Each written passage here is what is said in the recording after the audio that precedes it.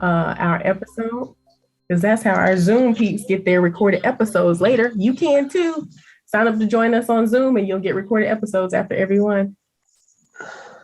All right, you ready to get started, Bree, Christina? Let's do it. Let's do it. Wonderful, wonderful, wonderful. So like we said, it's Friday. It's Beyond the Steps Day. We are so excited to have this conversation. I am Melissa McDaniel with Turning Point Dance Creations. This is Bree Zabrowski from Apolla Performance. We are here today with Christina Michaels from Queer Dance Project.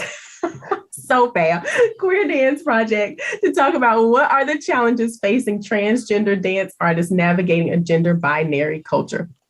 This is a topic that, is near and dear to us because Beyond the Steps is all about learning. Bree and I are learning, you are learning, and we are happy to have professionals like Christina who can help us learn and teach us so much just from having conversations. So please, if you have questions, if you have comments, please put them in the chat. Don't be afraid. A lot of times I think when we speak on topics like this, people are afraid because they don't want to say the wrong thing in the chat, or they don't want to ask the wrong question. But there is no wrong question, because the only way that we're going to learn is if we actually ask, and to have someone here who can answer the questions from experience and from professional training is definitely rare. So please, please, please, please, please.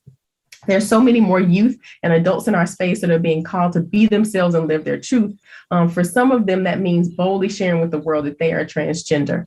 This is such a courageous and important step for people that we think is important to have this very real conversation and discussion about the barriers and obstacles that unfortunately inherently exist from tradition in our community that cause transgender dance artists harm. And that's, not acceptable as we move forward. So we're going to get started with this conversation. But first, before that, I definitely want to say that not that I think that any of our viewers are on this level, but there is no tolerance of harassing, homophobic, transphobic language at all. This is a safe space for our guests, for us, for everybody listening, for everybody viewing. So if there is any type of language or commenting that is harassing, homophobic, transphobic at all, you will be removed from this viewing. So please keep that in mind as we move forward. I'm sure that is none of the wonderful people who join us on a weekly basis. You are here to learn. So without further ado, we are going to introduce our guest, Christina Michaels. Yes, Christina is a trans queer artist, licensed medical professional, and dance instructor of over 25 years. Christina had a 12-year professional classical ballet career as a socialized male ballet dancer, as well as teaching classical ballet. She's choreographed modern, contemporary, and classical dance pieces, and is a character artist of 23 years. Most recently is the integration of her medical practice with her love of dance, teaching, and movement. This unique marriage has brought dance to a population that has rarely had an accepting space. In the creation of Queer Dance Project in a new dance studio, Christina has started to offer the LGBTQIA+ community classical arts training along with a variety of other dance movements in an effort to reach out to those without means to participate in a dance class. Queer Dance Project has established the Guardian Transgender Fund to help pay for dance clothes, shoes, and classes. You can always find Christina methodically practicing her guitar in her spare time and communing with the natural beauty of the world. Christina, welcome. Thank you again for being here. Bree, thank you. Melissa, thank you so much for joining me. My name is Christina Michaels. My pronouns are she, her, and hers. Thank you so much. You have many gifts that you're bringing to the dance world, a lot of experience. Like you said, like I said in your bio, you are working to bring dance to a population that has rarely been accepted in the space. What led you to this mission and creating Queer Dance Project and all the things that come with that? Sadly to say it, I have to say the inherent discrimination within the classical ballet industry. Yeah, and you experienced that yourself? Yeah. So I just don't, I just stopped applying for jobs when I stopped getting callbacks. Wow. Yeah. Is that hard because you love it so much, right? So how challenging was that for you to kind of reconcile this thing that you love so much and the disregard for you and others like you? How was that to deal with and process? I think like anybody, I grieved. Yeah. I grieved. I definitely cried. It always kind of went to anger and then back into grief. Yeah. So yeah. Are you encouraged? Do you feel like do you feel like it's something that we can make progress in, or do you feel like you're seeing glimpses of hope and change in the industry, or do you feel like we kind of have a ways to go? We have a ways to go. Yeah. But when I started and created Queer Dance Project, I started looking for examples. I wanted to find somebody like me doing what I'm doing. And I reached out to Balez, Katie at Balez, awesome. And then through the creation of Queer Dance Project, I started having there's a wonderful individual called on Instagram called Dear Queer Dancer. And Sarah does great work. I love her videos. I love everything they're doing. So if I misgendered them, I apologize. But they are just doing an amazing job. And when they reached out to me, I was like, oh, I'm not alone. Wow. And so, yeah. That is amazing. Thank you. That idea of I am not alone, that's just, you'd be amazed how many people do feel like they're alone until there's someone who reaches out and says, hey, has the courage to reach out and say, hey, and connect with them. So we've done a few shows that are focused heavily on gender identity and broadening our understanding of gender identity. But for our viewers who may be with us for the first time, or who may still be seeking a greater understanding, can you tell us what being transgender actually means? And, conversely, what cisgender means? What are those definitions? So let's start with the latter. Cisgender is identifying with the gender you are. And you could actually be a gay man and still identify as a man going with another man. It's like there's just the cisgender really is you identify with the gender that's within your body. That's not like saying, oh, my inner person is a gay woman or a woman. Like that's language that's not necessarily always appropriate. So that cisgendered is truly that person who identifies within the gender and the body they are. So you could be, for instance, I identify as genderqueer just because I identify as female, but I'm also attracted to other females. Okay. So there is this kind of fluidity within gender, the transgender community.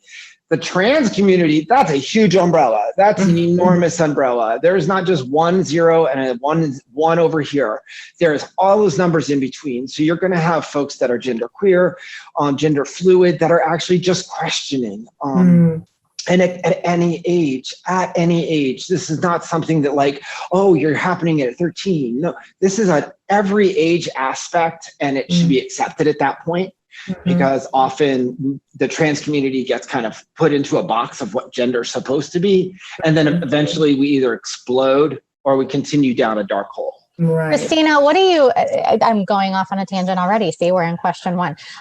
What do you say to people who say, young kids they can't possibly know anything other than the gender they were born as? They can't have any idea that they feel something else. That's too young. They don't understand that yet. What do you say to that? That's a subjective statement. Yeah. That's a parent or an individual that is implying and placing their own ideas upon that individual. What if you go back to that same person and go, you know what? At the age of 10, you're not allowed to play with guns anymore. Or you're not allowed to play with big trucks, or you're not allowed to play with dolls because you don't identify as that, because the parent is saying no, or the guardian or the parental unit. So I think that it's a subjective statement, and it doesn't come from a compassionate place. Thank you. Also, I think I've said this on a show previously, and I wish I could remember who brought it up with me before. It wasn't a guest, but someone we so easily automatically impose heteronormative things on children at 10 and 8, thinking that they know. We say, do you have a girlfriend? Do you have a boyfriend? Do you like somebody? Yes. We do that. How do they know that they're attracted to the opposite sex if they can't know that they would be attracted to the same sex, or if they, it's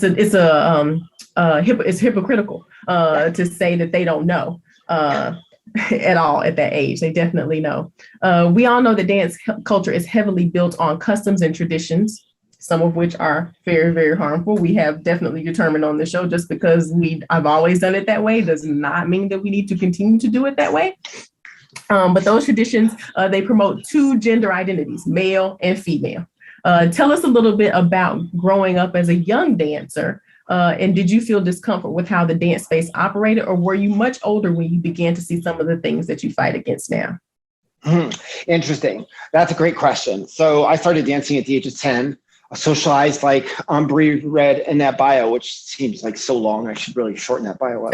But so I socialized as a male dancer. But for me, when I got into the dance studio at 11 and 10, I was like, oh, I'm with all these girls. That's great. Mm. That was far better than having to go on a field with a bunch of boys. Mm.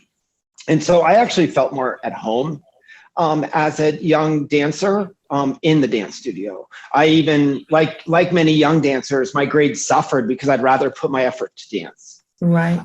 So I identified as a socialized male dancer all the way through my career, but within that, I always lived in a closet. Like there was always like that cross dresser that was like in that closet. Like, oh wait, it's my day off. I'm gonna go and put my dress on.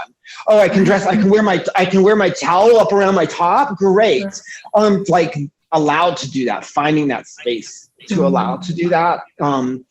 Even as a young child, like I knew at 8 that I was like questioning, and my mother tried to help me too. She actually got me a job as a dishwasher at a wonderful gay restaurant in Manatee Springs at the time. And I was bullied by a big drag queen. So you talk about like putting that subjective idea on you. This big man at 20 something years old had the feeling that it was okay to bully this young 12-year-old child because, you're gay. And it was really, I can remember that to this day. Like, no, I'm not. I just didn't understand. I like those lesbians over there and they're much better. And so for me, I identified that way as a young child. I just couldn't express it. You were already looking for those safe spaces where you felt comfortable. You didn't it wasn't necessarily a conscious thought, but you were already seeking those things out. Yeah. And my mother was too. My mother could tell. There was certain indicators that a young child, my mother was like, oh, And so she'd introduce me to theater. And then she'd introduce me to this. And then when she's like, oh, by the way, there's a ballet school that's auditioning. And I'm like, yep.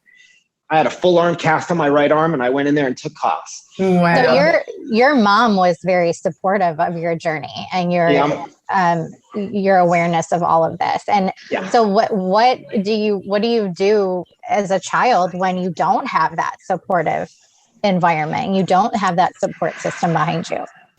It's detrimental. Mm-hmm. It is, it kind of leads us to that question I said at the beginning about the research about young trans and non-binary individuals. If you do not have an accepting home, there are some really devastating consequences. And if you do not have a supportive school or environment you're going to, it's not a good consequence. Yeah, we're gonna talk about that more in a minute. But before that, talk a little bit about the ways arts, specifically dance education, right? Because that's what we're here about. How does that promote a binary culture? How do we do that? That boy is supposed to be in that pants and the girl's supposed to be in that dress. Dress code that immediately informs that person that there is nothing else. Which is really uneducational. I mean, it proves that there is lack of education in that aspect. So allowing there to be a greater gender norm. And I think also it's hard, but the bullying is just brutal. As a young socialized boy dancer, it was either I was supposed to be identifying as gay, or I was supposed to be identifying as a cis normative man. And I didn't in either of those. And so I got bullied. So I think the bullying and the education around it, like catching that early on, because it is really devastating to a youth. I do think bullying is the huge problem. I think at that age, you can see children getting really mean. There's some mean things. I know so many people that were, it's a hard problem to deal with in general. And oftentimes I think as a director and teacher, I was always very vigilant about spotting it because I went through it and always hypersensitive to it. But I feel like a lot of educators don't take the time to address things like that. How important is it for young children to, and this is a great segue into the next question too, how important is it for us as educators to nip that bullying thing in the bud and make sure that we are not allowing that to continue in our spaces? That's a brilliant question. It's a tough answer because I know I worked at one school up in Longmont, and we kicked 2 women out because of the bullying, and because of that, 4 followed. So we lost 4 dancers right before our Nutcracker production because of bullying, and the bullying wasn't towards me; it was actually towards the director, someone like yourself. Yeah, you almost have to make a choice, right? Like you have to say, I have a 0 tolerance, and no matter what, you're out if this happens, or almost turn a blind eye to it. Because, and I think that's what happens, right? Is like it affects our bottom line as studio owners and business owners. And, it's a really hard, cloudy thing to navigate. But I do think I've seen oftentimes where teachers just kind of turn the other way because they have bigger things going on. They don't take the time to notice it or look around the room and pay attention to those little tiny dynamics that you really have to be looking for and aware of between students. You really have to just be aware that this could be going on at any level in or outside your classroom. So I think that's so important. So also, can I say this real quick? Yeah. Also, sometimes the teacher is the bully. Yeah. I was gonna. Yeah. And that's the thing. Sometimes, intentionally, sometimes totally unintentionally, the behavior, the language, the way you interact as a teacher can actually be the bullying. Christina, it looks like you agree with that. I can't. Yeah. So let's just look at classical ballet. It has that mentality like the military: beat you down, build you up. The way we want you to, right? Beat you down, manipulate you to a point so that we can now tell you how to work better. Yeah. Because we, as teachers, why would my 11-year-old trans student get yelled at by a classical dancer teacher who was a professional at one point, and they're 11? Like, what is the education of these instructors? And I know this is a really brutal subject for me to bring up because a lot of dance educators aren't that educated. It's a really sticky thing because you've got individuals who don't have a degree in the body or have a degree in how that works. And so what happens with an adult when they can't get something across is they get frustrated. And they take it out. And they can't take it out on themselves. And if they do, it's usually substance abuse. I'm just speculating here.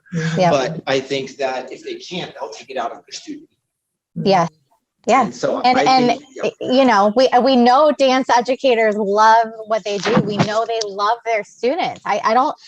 We say this almost every week. We don't believe dance educators get into this business to go, well, I want to hurt my students, right? It's not intentional, but we are all human. We all have our own biases and our own prejudices and our own things that if you're not fully aware of yourself and you don't have the ability to check yourself, it can be very detrimental to the students that you're teaching. And we have a comment here on Instagram from Medicine Chronic. There's so much tolerance of bad behavior when the perpetrator is talented. Yes. And that is true. Thank you for that comment. And I will tell you, I know firsthand how misogynistic some male dancers are to younger dancers, just because, and then that younger dancer doesn't want to step up because they look up to that person. And that is scary because I've seen it. I've physically seen it and know it happens. And you're absolutely right. That Instagram, you're absolutely right. Absolutely, 100%.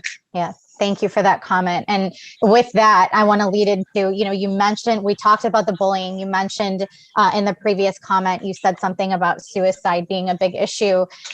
In your experience, what is the negative impact on youth of living in a gender binary culture, especially in the dance world? What is that impact on them? Well, personally, I don't think they have a place to dance. Yeah. I mean, that's why Queer Dance Project exists, because they don't feel comfortable in dance studios. How many people I've spoken to over the course of my transition, when I found out I was a dance teacher, they were like, oh, I loved ballet class. And then there was that body shaming. Or I love ballet until they told me I was too fat to do point.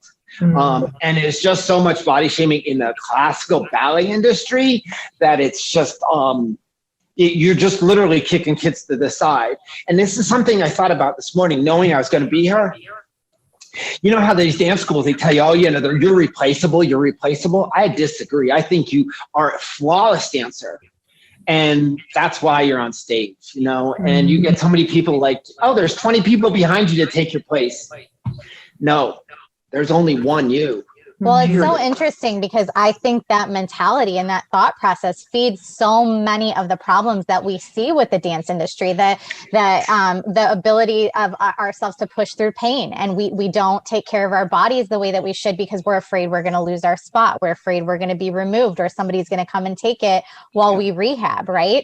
It's, you know, we kind of sacrifice our boundaries, right? Sometimes we sacrifice our boundaries and put up with mental abuse or sexual abuse or physical abuse from our teachers because we're afraid they're going to ruin our career. You know, there's just so many topics we cover on the show that are affected by this power structure that we've put into place in the dance world.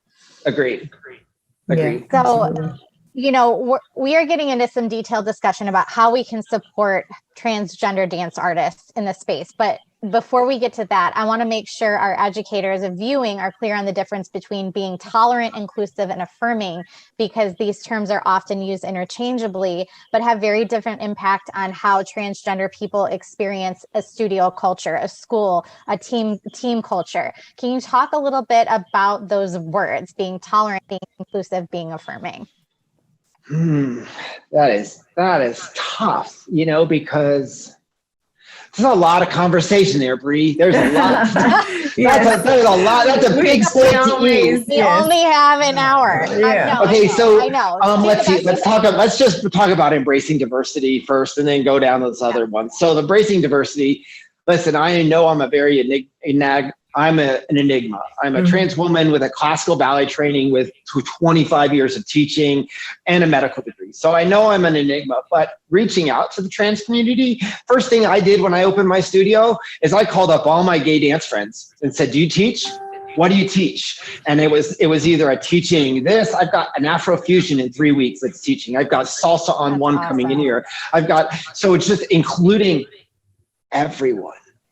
And I want to touch on that because we talked about this a few episodes ago, but I think it's really important to hear what you just said and recognize that for all the people that go, well, I live in this area and I can't, that's who comes through my door. That's who lives in my area. I can't, you know, have these people matriculate out of thin air. You really can. It just takes effort and you reaching out and going beyond what your comfort zone, right? It's your comfort zone. Yeah. You know, how do you be inclusive? How do you be diverse? Well, getting out of your comfort zone. It makes you feel comfortable to have a trans woman in class. Good. You know, Right. it's like a classical ballet dancer having to like, okay, now we're going to bring in the modern choreographer, Mark Morris. And you're like, I don't know how to turn in. Like just as a ballet dancer, you just have this one mentality. Well, good. Get that person out of the comfort zone. And often that instructor will become a more inclusive instructor in an inclusive setting. So really making yourself feel comfortable getting out of your comfort zone. And I've approached a couple of a ballet school a big one here in Denver. And I'm like, what is your education around trans people? Like I had a couple of my students go there and they were not treated very well. You know, and that it's going to lead us to another question in a little while, but I just understanding that you make mistakes and it's okay to show them. When I opened up Crew Dance Project, my partner said, it's okay if you stumble. Yeah. And that's important because as an instructor or a course of an owner, a studio owner, or a competition school, classical ballet school, it doesn't matter. Finding yourself getting out of the comfort zone and you'll only get better. Yeah. Thank you. We have a comment on Instagram from Liz the Black Swan. Ballet often doesn't recognize dancers as people, just bodies. So being affirming and accepting is very low on the importance list.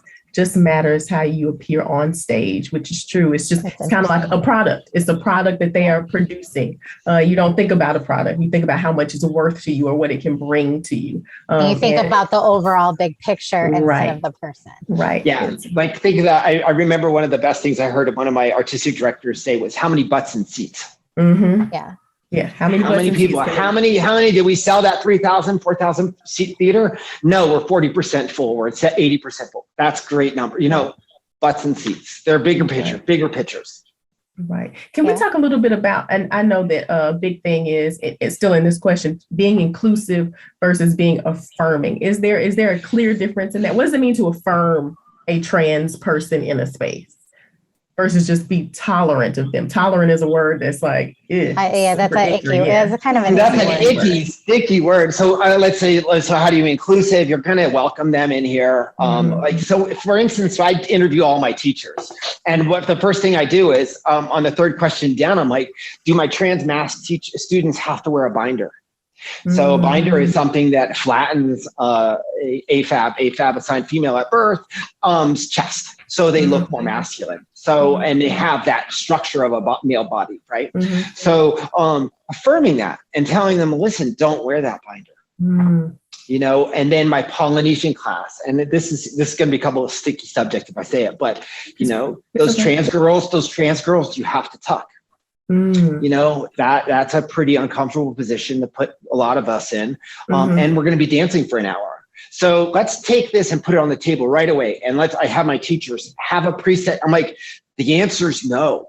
Like, I literally will tell them, like, and the answer is no, and you're going to answer no. And sure enough, they, like, you'll see the videos, they answer like no binders. So that's inclusion.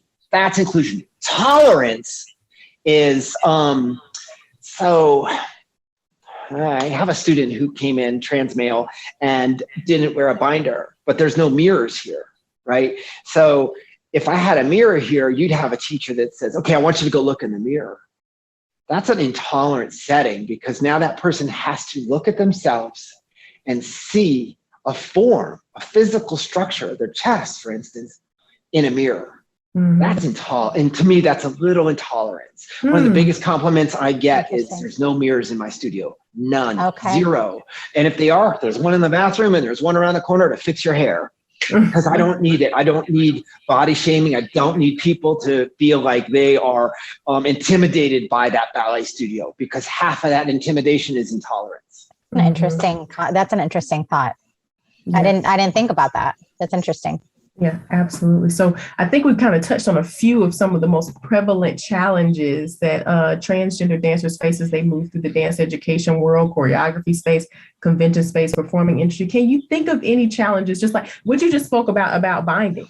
Like that never would have entered into my mind, because I'm not trans. I'm a cisgender woman. So it's like, I never would have thought of that as a choreographer, as a dancer, as somebody coming in. What are some other challenges that we might not have talked about that, you know, a cisgender director might not even think of? Let's just talk about the underage. Okay, let's talk about underage students. Period. Let's go straight there right away, because and not to be too specific about it, but I want to say 90% of the states don't allow you to have affirming surgery underage. Okay, so these bills that are being written about surgeries, and almost all youths are putting just a puberty blocker. That's all it is. Okay, they still have their parts. You know, I have a trans math student that, you know, they started taking puberty blocker and they don't have to bind because they're not getting that breast development. On the other hand, I get a 12-year-old trans girl in here, and I can actually say, does it feel comfortable to put your leg in Alice Cone in class? Wow. And she will go, to me, only because it's me, yeah, it's uncomfortable. So it's the not like calling them out for it, but just holding space for that dancer and going, okay, because I you know, I've had a talk. I know what it's like. Does it hurt for me to develop my leg second? Yeah. And the position is really bad. My modern dancers, I tell them, don't wear a binder. Why? Because you're going to be moving and you're going to be doing all these contractions. And the last thing you need your ribs is to be stuck. Yeah. Okay. So it's like holding a basket and not allowing that basket to move. You know, it's in medicine, I look at the chest as a basket, the pelvis as a sacred basin, which it is. And so if we take these connotations, be like, why would you restrict a basket from breathing? You know, that's really not good. No different than why would you restrict someone's genitals? So when you see a young trans person, they're already having to carry more of that world into a ballet studio to go in there and represent as the gender they want to be. That's affirming. That's a span studio going, okay, this is great. Now the trickier part, Bree, and the trickier part, Melissa, is, and this is where I get my own stucky self. So boys might, you've seen male dancers tend to like mature differently than female dancers. Yeah. Okay. So you've got this uneven natural placement within the teacher's mindset. Oh, you're a boy. Listen, we've all done it. Boys, you go into the back. You know what? I love them ballet school when they said, all the boys come up here, group one. That's putting you on the spot and says, I know you know it. So I think it's taking that step and going, well, one, being accepting of gender, all of that inclusion. And then, God, I just lost my thought. Y'all have so many questions. He's telling us we do that all the time. I just lost my. I just lost. Perfectly okay. We lose. Yeah, we lose our train of thought constantly. But you know, on that, to your point, to talk about that, because this happens at conventions, and I've talked about this before, where they say, okay, all the group, this group is going to be all boys, and this group is going to be all girls. Like I would think that is super uncomfortable for a student that's questioning or a trans student. Yes, but they don't know it, and you're not a person to sit there and go, "Hey, are you trans? Are you not?" Like that's there are some states that actually say the teacher, if the student comes up to the teacher and says, "I want to be known as Jenny, and my pronouns are she, her, hers," that teacher is not allowed to tell the parent because they might not have a gender affirming household. Right. Interesting. And I'm not sure what state this is, but I know that it's a way of protecting that student's gender expression in a place that might not be, which goes back to those households that are not affirming. Well, and you think about conventions though, too. Like conventions are a big deal in the commercial competitive space, and they go city to city, and every state has different laws. And there's, there's like 600 to 1,000 kids in a ballroom over the course of the weekend. Like, we really need our convention leaders to step up and make some changes in the language and the way that the classrooms are being run. I think it was Megan Nicholson that when we had her on a couple months ago, they had said something about the language when a student signs up at our studios, right? Just making sure that the registration form has inclusive language. And what was it that she had suggested, Melissa? It was like, what are your pronouns? And putting that language on there to normalize the conversation so that student knows, hey, this is a safe space for me. They respect my, who I am, and they respect, and they can choose to reveal that information or not, but it's important to put it out there to let them know. Do you agree with that? 100%. Let's just get to the fact of the matter though. The real problem is bathrooms. How about you make a gender inclusive bathroom that says male and female? I went to big ballet schools to take adult ballet classes, and I'm like, do I feel comfortable going into that all female bathroom? And I definitely don't feel comfortable about going into that boys bathroom. That's for sure. That lack of inclusion is just a statement in front of me saying, I don't include you. Yeah. So let's go there. And then exactly, Bree, put inclusive language into the application, the registration. Hey, what are your pronouns? She, her, they, them. And if you have problems with they, them, then go talk to Shakespeare, because he was using they, them. And there was a writer in the 1790s in Oklahoma that was using EM-airs. So these third genders have been around for many, many years. It's such a patriarchal ideal, but including inclusive language, bringing in bathrooms that are inclusive. Sometimes I will say, when I had all those gendered parts I was not supposed to have, did I feel comfortable about going into the girls' locker room and change room? Not necessarily. Was there a family bathroom? Oh, it's on the third floor. Right. So having a space that has a gender inclusion, and to tell you the truth, most trans people don't feel comfortable about going into the bathroom anyways, especially with the way they're going to be treated. Yeah, exactly. And it's so interesting because from cisgender people, you hear the concern about, well, I don't think my child should have to share a bathroom. What if my child gets abused? And it's so interesting hearing your perspective, because really the perspective is you're so terrified to go to the bathroom at all. You just need a bathroom to go to. That's the last thing on anybody's mind, right? So let's clarify it. Yeah. Trans men have more UTIs than any other female body person out there, gendered person. So if you're a trans male, you're probably gotten a UTI and have some sort of bronchial problems because you're wearing a binder, you can't have top surgery, and then you can't pee where you're supposed to or made to feel comfortable or safe. You're having more UTIs in the trans male population than any other population. Come on, it's inherently proven that it is not us that's the problem. It's a subjective idea by others. That's a real thing. And I think a perspective people are so worried about what they know and their immediate, circle, that we're not regularly stepping outside of that to really look at the big picture and go, this is how it's affecting other people. And I think once we make other people a priority and care about other people as much as we care about ourselves, that's when we really have this community that we can all be proud of. Right. So, yeah. And I think unfortunately, go ahead.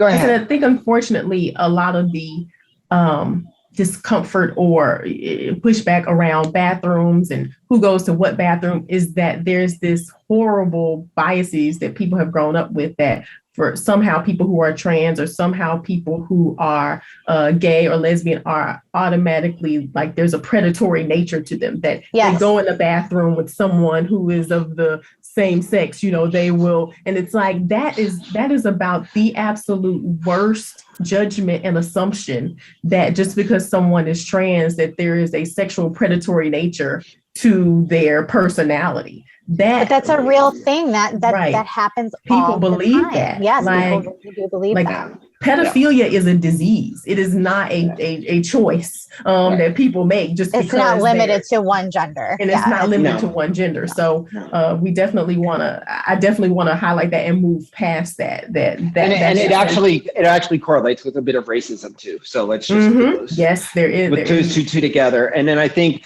Bree, you brought up something about competitions. I taught at a competition school for 13 years, and I've choreographed hundreds of pieces to competitions, and you're right, they're not gender inclusive at all. And most of those schools aren't gender inclusive.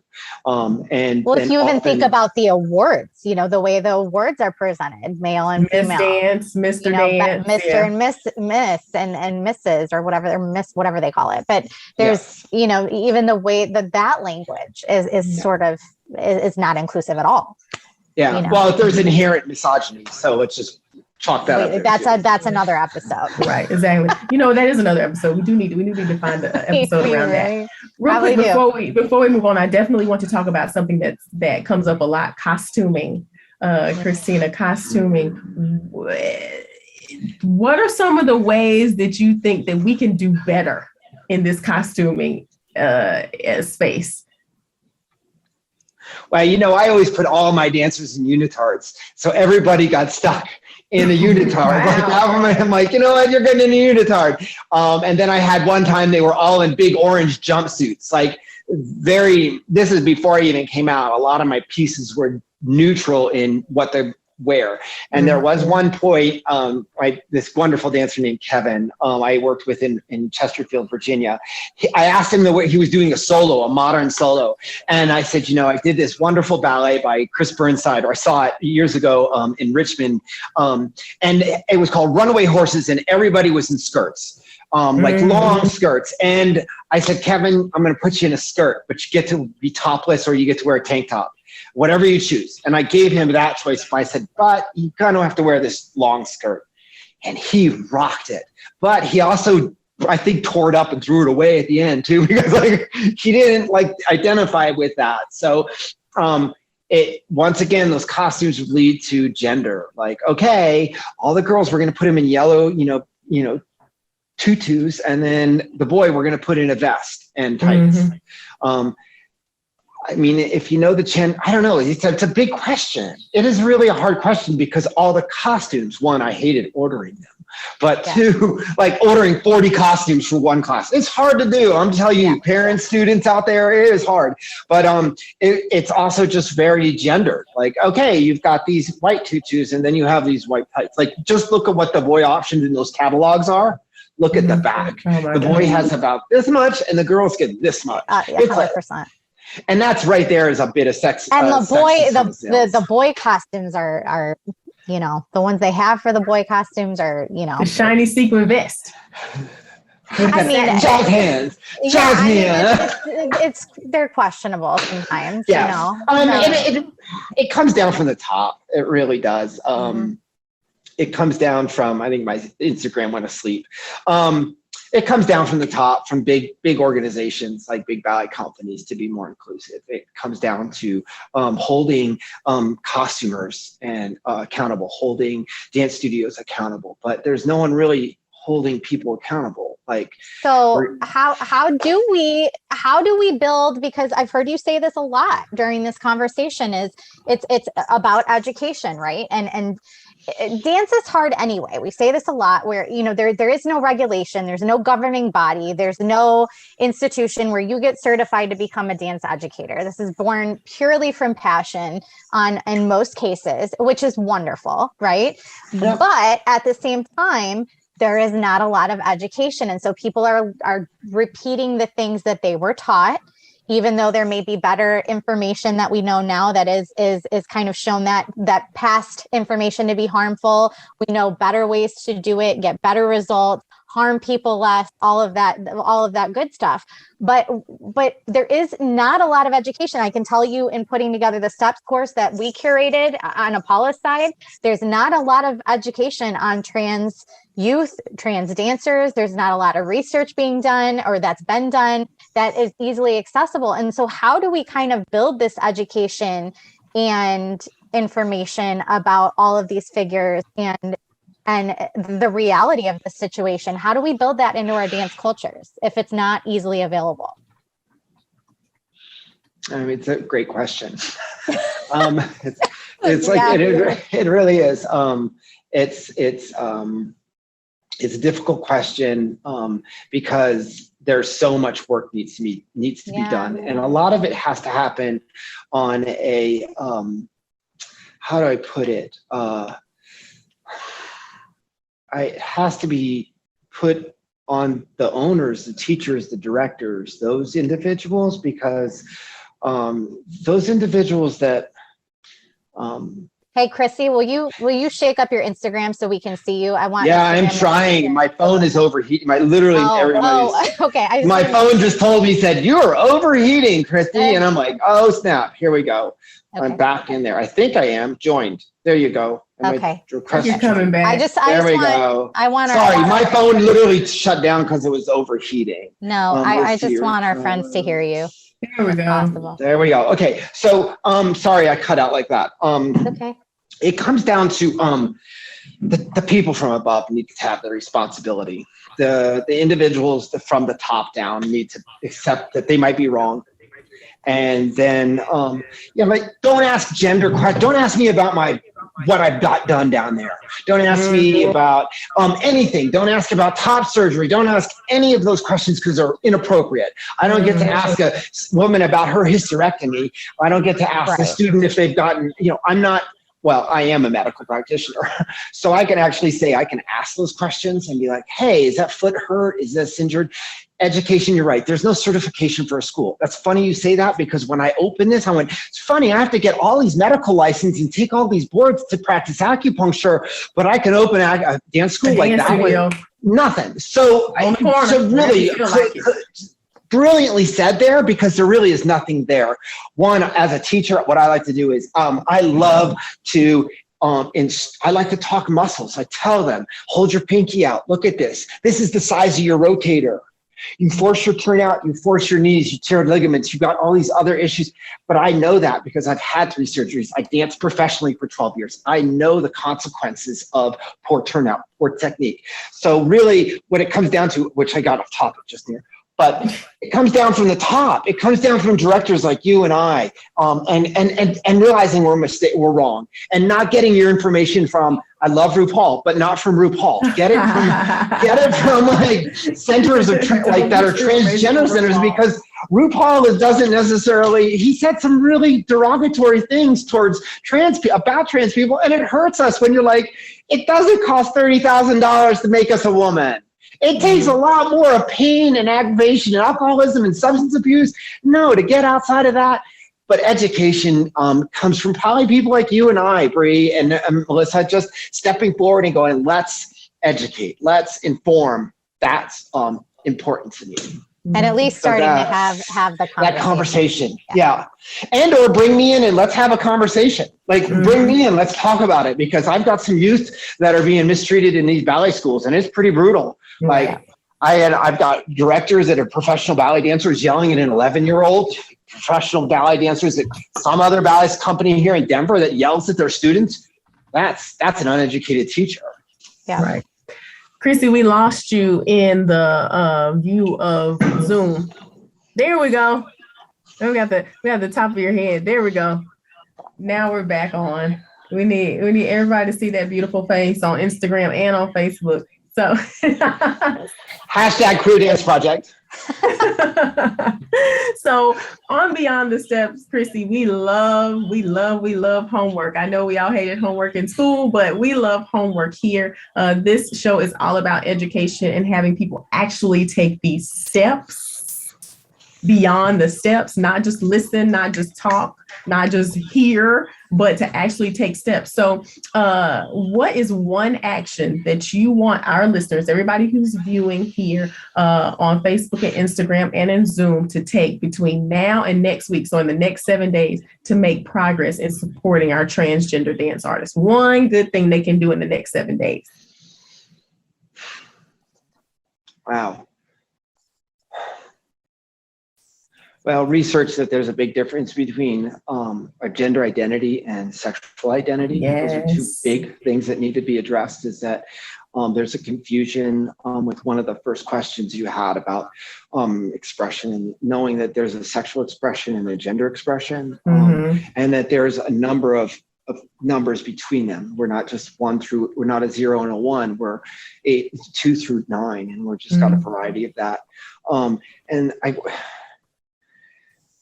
that's a big question. Start gendering your cat differently. Call them by they, them. Like, I have a lot of patients and friends that are like, they, them is so hard. And they, them is so hard. And I'm like, no, call your cat they, them.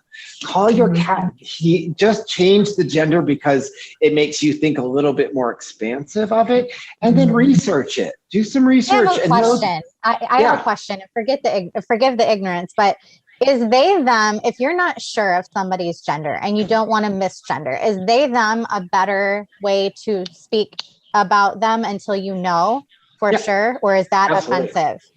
No, and better yet, Bree, step up and say, not that you're confused, but just be like, what are your pronouns? And or introduce yourself and go, hey, my name is Bree. My pronouns are she, hers. Right.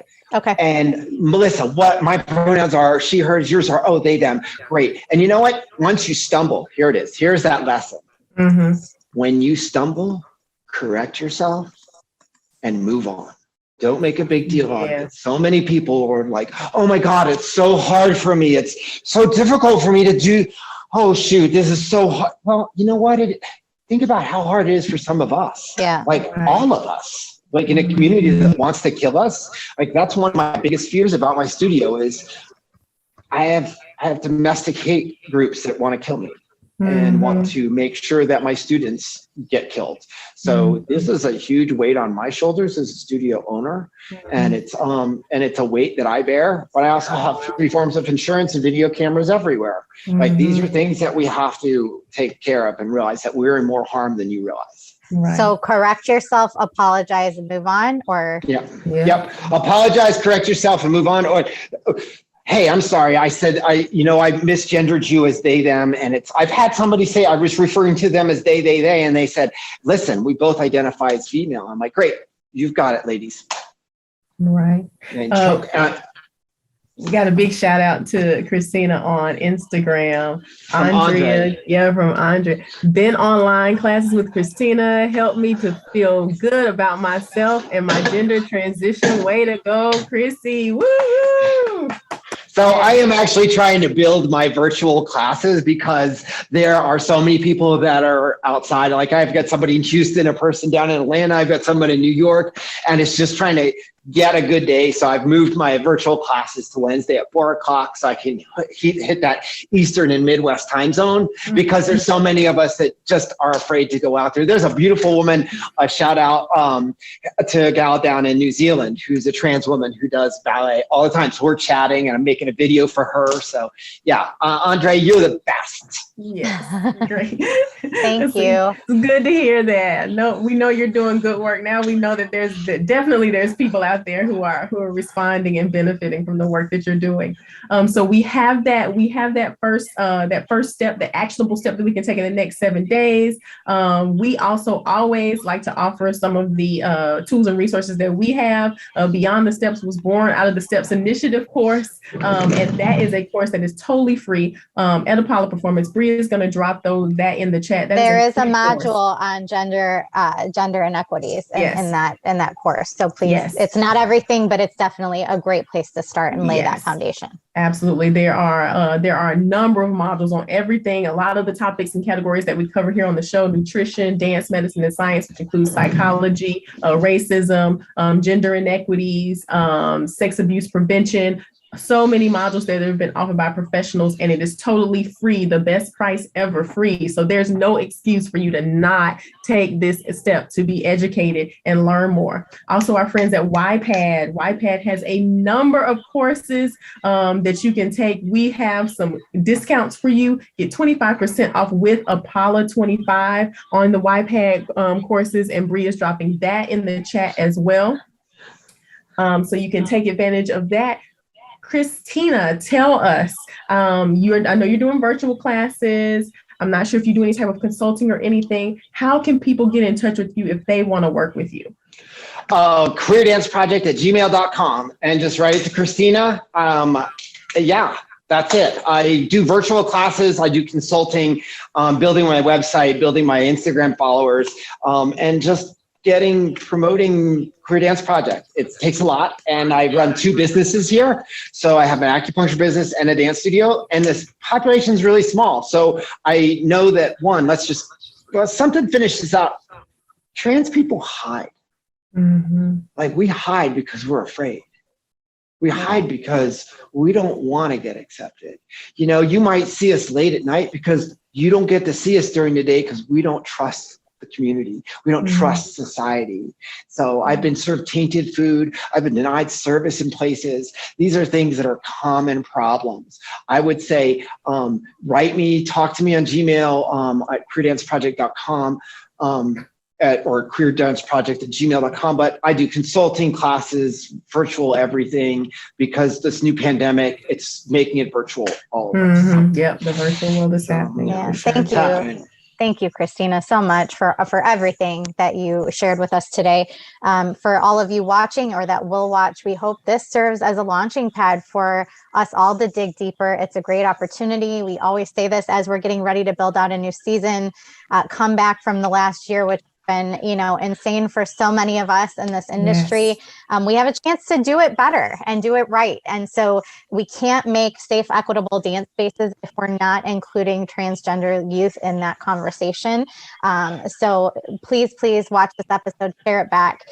This recording of this episode and all of our episodes are going to be available on Facebook at Apolla Performance and on Turning Point Dance Creations IG, which is TPDC_on_IG. And if you register to join us on Zoom, as Melissa said at the top of the episode, you're going to get a recording of each week's episode emailed right to you so you can share it. You can watch it back with your friends, share it with your studio faculty, your convention faculty, whatever. We are booking for experts and episodes for season 2. It's almost been 1 year since we started this madness. I know. And we're going to be starting season 2 in October. So we want to know what you want to know about. What do you want to hear about? What do you want to learn about? So if you have guest ideas, topic ideas, we want to hear from you. Message us info@apollaperformance.com. Thank you again to Christine Michaels for sharing your experiences and your journey with us and for being here today. It's been an absolute pleasure to talk with you. Melissa and Bree, thank you both for inviting me onto this. And I'd love to chat once again about some Chinese medicine and dance because I'm a huge fan of those connections.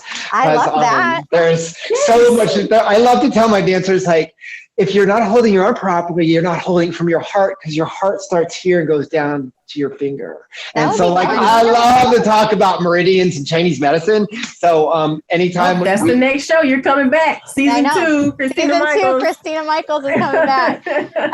As always, thank you to Melissa McDaniel for being on this journey with me. We're going to be back next Friday, August 27th at 2 p.m. Eastern. And we hope you will join us then. Until then, we hope you continue your journey beyond the steps. Everybody have a great weekend. Bye-bye. Bye. Christina, thank you so much. Thank you. Bye.